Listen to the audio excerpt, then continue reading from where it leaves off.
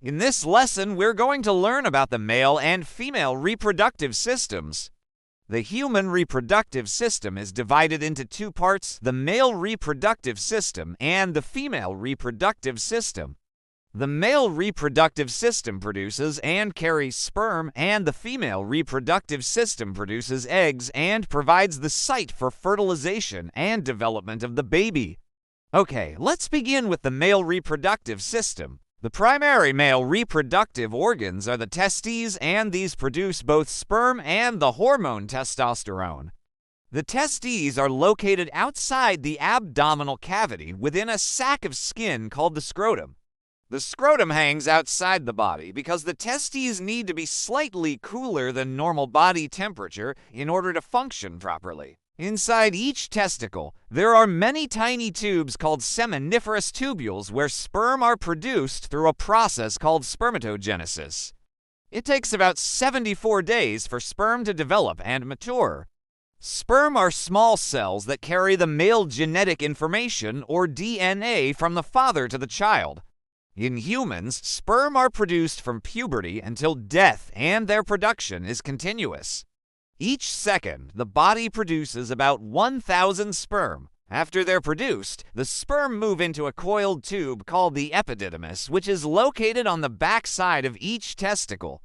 Here the sperm mature and are stored until they're released during ejaculation.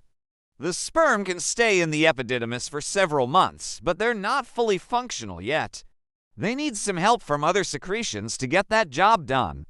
The first fluid that mixes with the sperm comes from the seminal vesicles. These glands contribute about 70% of the semen volume, and they store and produce a yellowish fluid that contains nutrients and chemicals that make the sperm more mobile. Next, the sperm pass through the ejaculatory duct and into the urethra, where it receives a thin, clear fluid from these three little pea-sized glands called the bulbourethral glands. This fluid lubricates the path for the sperm and helps them survive in a very acidic environment. Lastly, when the sperm enters the urethra during ejaculation, it mixes with another secretion from the prostate gland. The prostate contributes about 30% of the semen volume, and altogether they form the semen. Now it's time to leave the body. During sexual arousal, the muscles of the penis contract, causing it to fill with blood and become erect. As the penis enters the vagina, the sperm is deposited at the entrance of the cervix. Sperm can live in the female reproductive system for up to 5 days, but only one lucky sperm will actually fertilize the egg.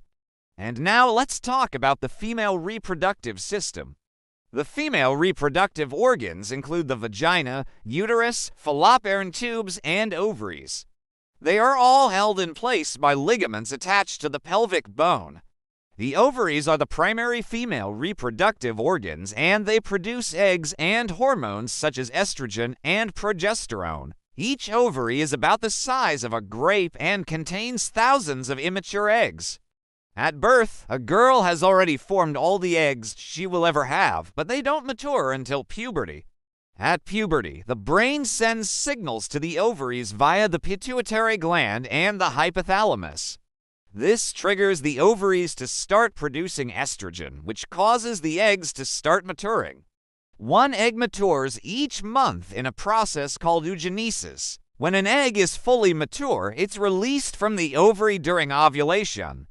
The egg travels through the fallopian tube and waits to be fertilized by the sperm. If healthy sperm meet the egg at the right time, fertilization can occur. So here's how it works. The fallopian tubes are very tiny, and they have finger-like projections called fimbria that help to catch the egg. Once the egg enters the tube, it moves toward the uterus. But the egg and sperm need a little help to move. So tiny hair-like structures called cilia line the fallopian tubes, and they beat in a way that propels the egg toward the uterus. If sperm meet the egg at the right time and in the right place, fertilization can occur. Only one sperm can fertilize the egg, but millions try to do it. When a sperm reaches the egg, it releases enzymes that break down the protective layer around the egg. Then the sperm can enter the egg, and the egg can complete its final division. Now the egg and sperm nuclei unite and form a zygote. After fertilization, the zygote continues to divide as it travels down the fallopian tube toward the uterus. It takes about 5 days for the ball of cells to reach the uterus. When the zygote arrives, it's called an embryo. If the embryo is healthy, it will implant into the uterine lining, which is made of tissue called the endometrium. The embryo will continue to grow and develop over the next 40 weeks. Meanwhile, the female hormones estrogen and progesterone prepare the body for pregnancy. Estrogen stimulates the growth of the mammary glands in the breasts, and progesterone causes the uterine lining to thicken. The female reproductive system also produces milk for the baby after birth. Milk production starts during pregnancy, but milk is only released after the baby is born. Tiny glands called alveoli produce milk. They relocated in the breast tissue, and they re-surrounded by muscle cells that help to squeeze the milk out. Milk production is controlled by the hormone prolactin, which is made by the pituitary gland. Let's review what we learned. The male reproductive system produces sperm and delivers it into the female reproductive system during ejaculation. The female reproductive system produces eggs and provides the site for fertilization and development of the baby.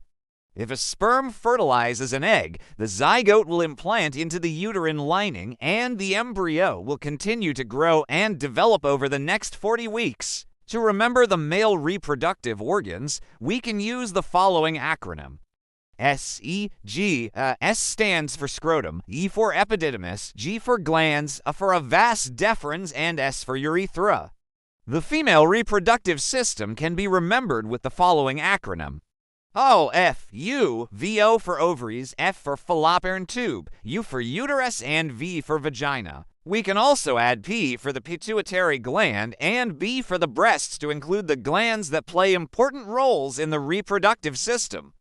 In the comments section below, write the letter of the female reproductive organ that produces eggs. Write the letter of the male reproductive organ that produces sperm. Which part of the male reproductive system stores sperm until ejaculation? What is the name of the structure that connects the ovaries to the uterus? How long does it take for sperm to be produced? The answer to these questions can be found in this lesson. Review the questions and answers to test your knowledge. Keep reviewing until you get them all right. Thanks for watching. Remember to subscribe so you don't miss out on future videos. Leave a comment below on what topic you would like to see next. And don't forget to like this video if it was useful to you. See you in the next video.